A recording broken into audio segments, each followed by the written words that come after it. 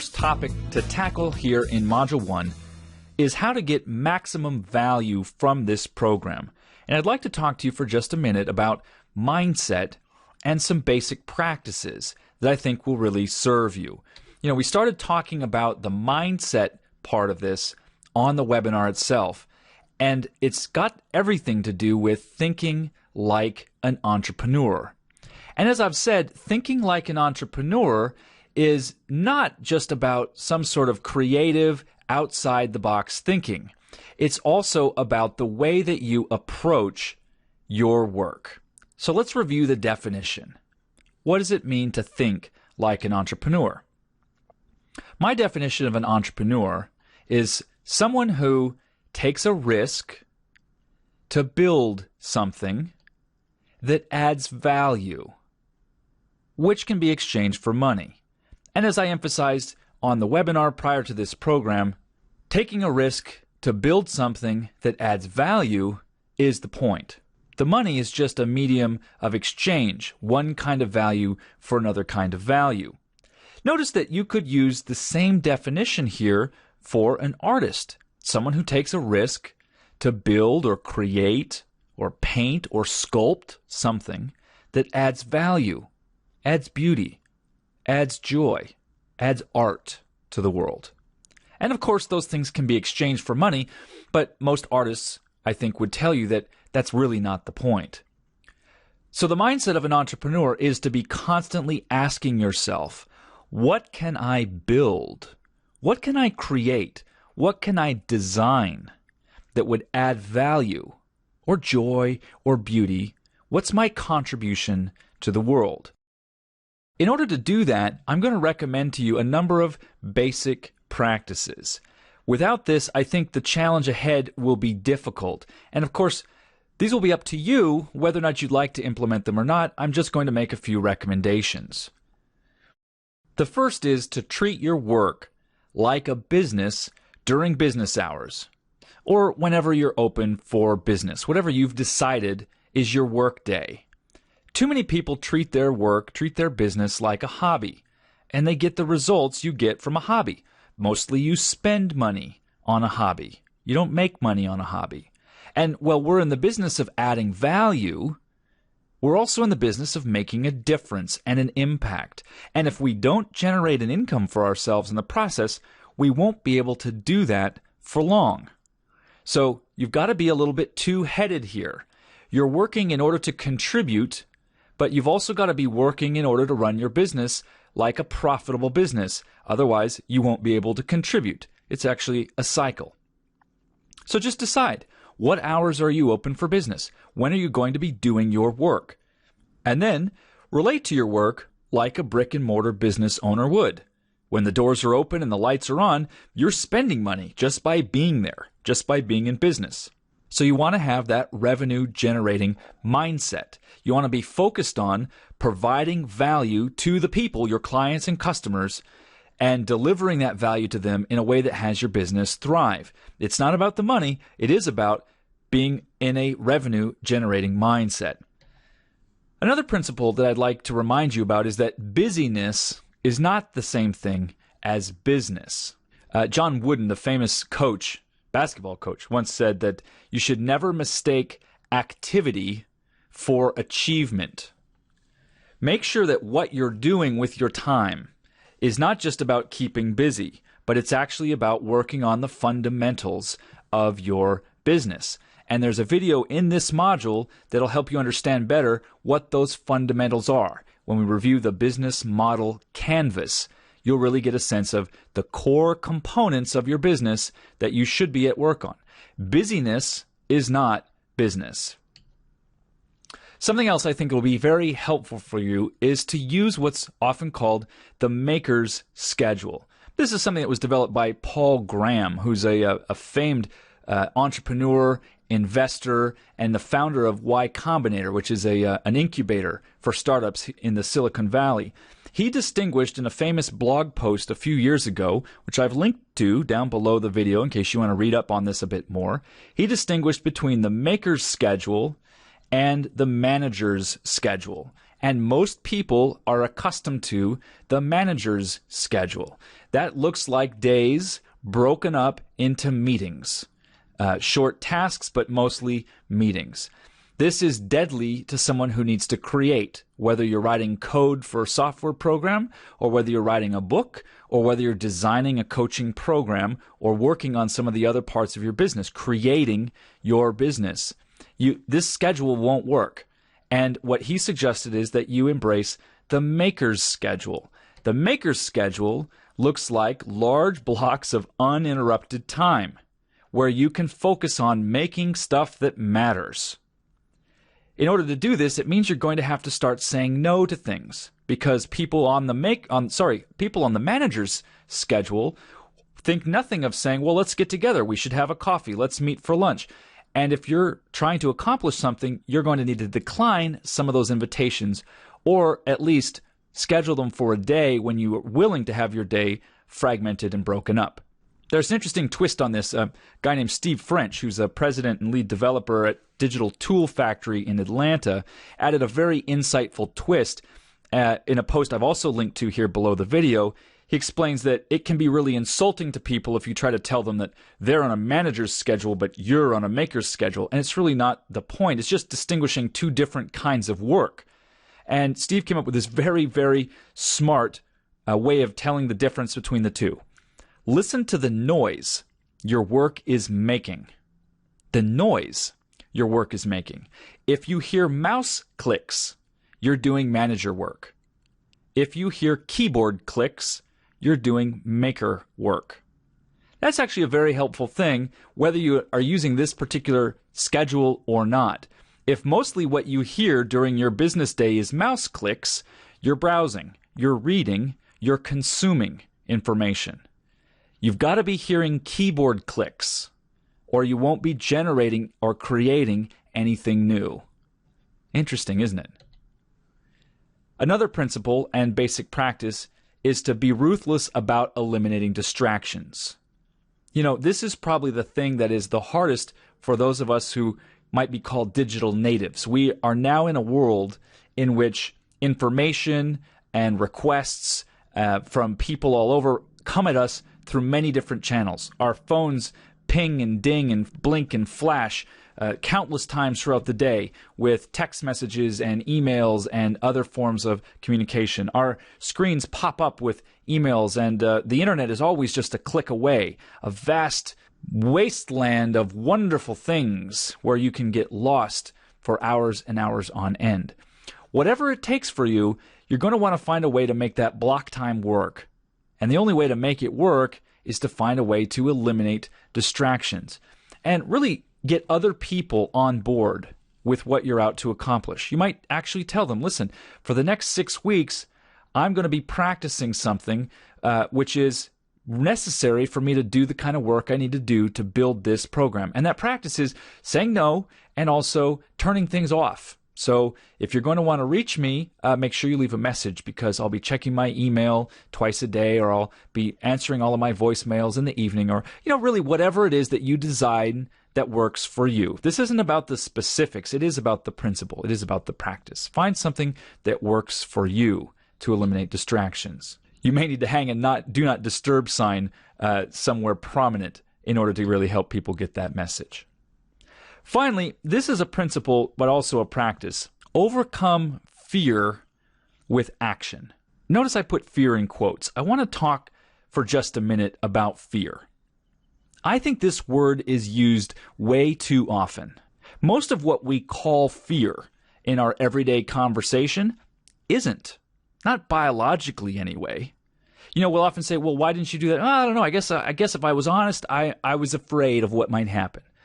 Well, you might not have been afraid. You might have been something else. See, there is something called the fear response. It's biological. It's automatic. It takes you over. There isn't really anything you can do about it. It's the fight or flight reaction. It's triggered by the amygdala in your brain, and it takes you over. When you're actually afraid, you're either fighting or fleeing or frozen before you even have a chance to think about it. If you want to see some pictures of real fear, the fear response in action, just go on Google and look up Nightmare's Fright Factory. It's a little haunted house that has an interesting setup, and they snap a picture at the very end, and you'll see pictures of what the fear response really looks like. If your face isn't freaking out like this, whatever you're talking about probably isn't fear.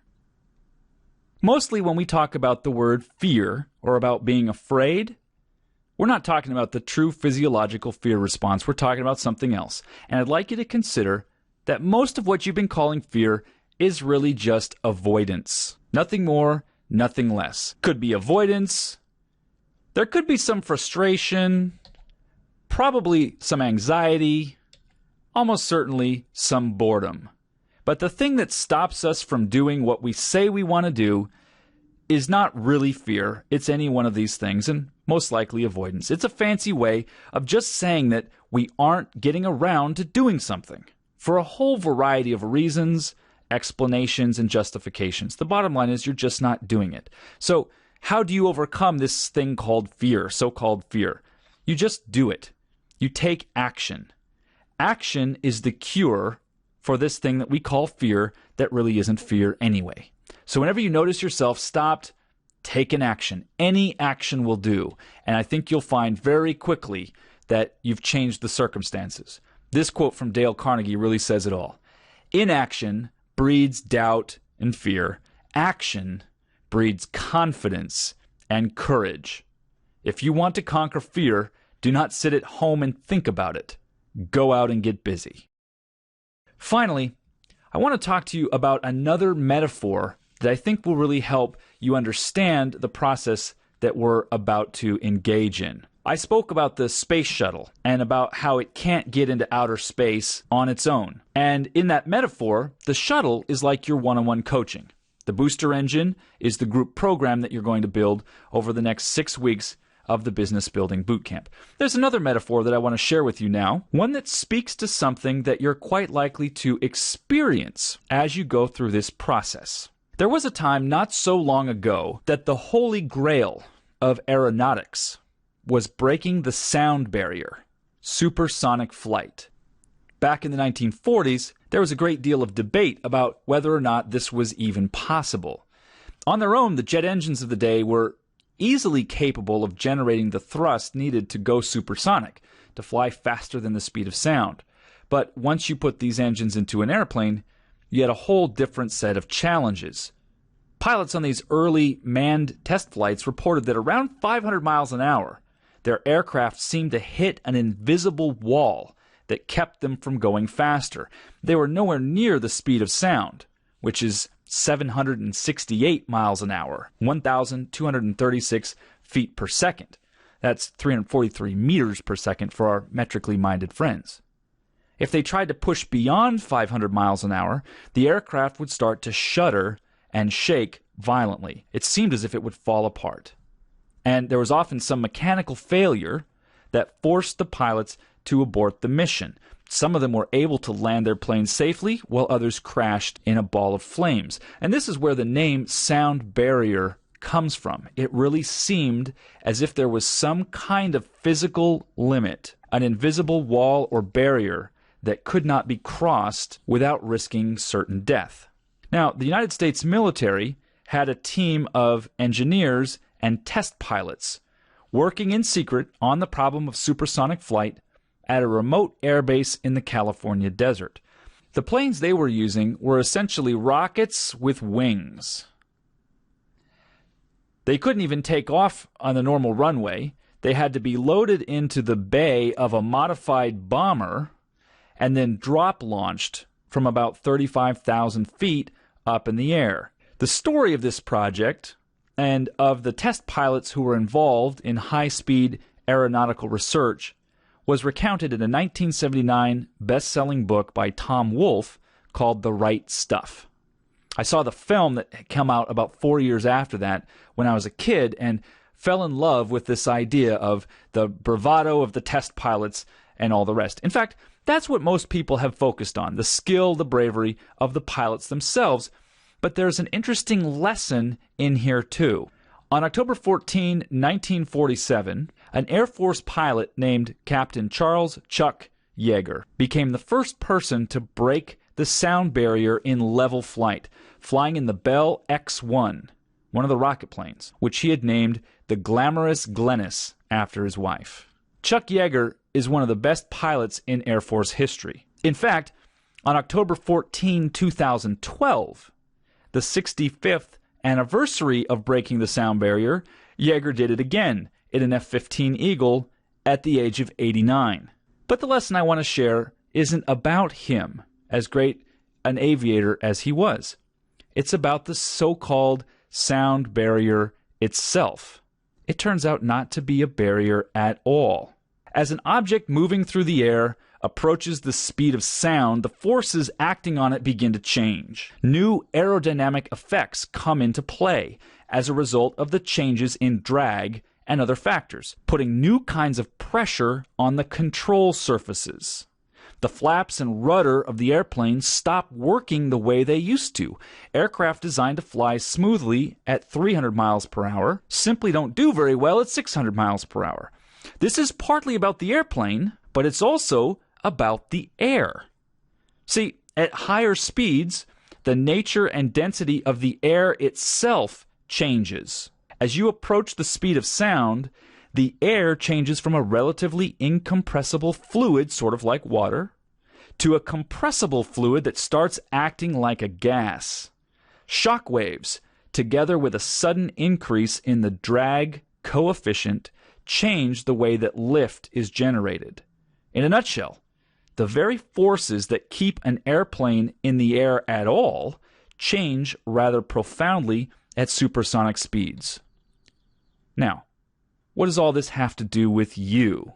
Your business is the aircraft. And by signing up for this intensive 6-week boot camp, you've demonstrated your desire, your commitment to put your business on a new trajectory, one that'll take it to new heights, new speeds, take it supersonic, if you want to follow the metaphor. You've begun a journey that will almost certainly take you outside of your comfort zone. There's a good chance that as things in your business and in your life start to accelerate, you will begin to experience some of the noisy, shuddering, and chaotic, even out-of-control sensations that those early test pilots experienced. It's predictable, and probably even inevitable, that you will soon discover that your airplane, your business, and all the structures and practices you have in place was designed for slower flight. Not only will things be moving faster, but the air, the environment, or the context in which you're operating your business will be changing as well. See, when you take your business to a new level, you're moving in different circles with different pressures, and everything begins to change. So it's predictable that you will encounter resistance. It's predictable that you'll discover that the structures you've relied on in the past to manage your work, your business, your family, your relationships, your health, and so on, are no longer sufficient. What I mean by structures are things that exist in reality, outside of your own head, that you can rely on to support you. Things like your to-do list, your calendar, the alarms you set to remind you of things, the spreadsheets or online tools you use to manage projects, and so on. Structures can also include your daily practices and habits. You're probably already aware of some things that you need to stop doing in order to perform at an optimum level, as well as some new habits you'll need to create. In any case, when the structures you've relied on in the past are no longer sufficient, they will fail. There will be breakdowns. Here's what you must understand.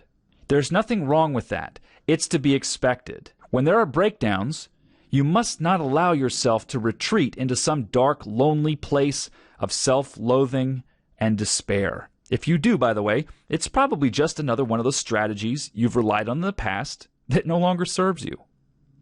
A breakdown doesn't mean something about you any more than a flat tire does. When your tire's flat, your tire's flat. You're not a bad person. You're not a failure.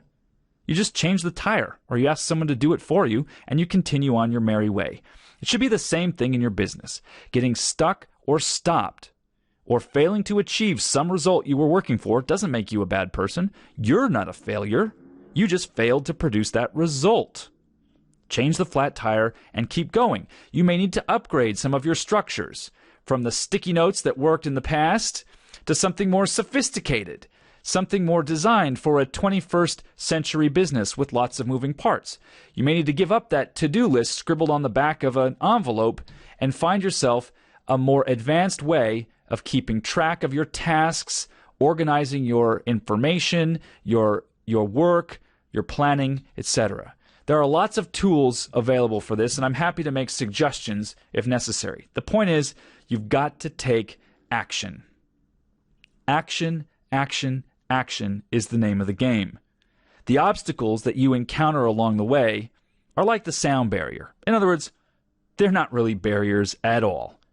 You simply need to design new structures, new habits, and new practices that will support you, both in business and in life, as you accelerate to new heights.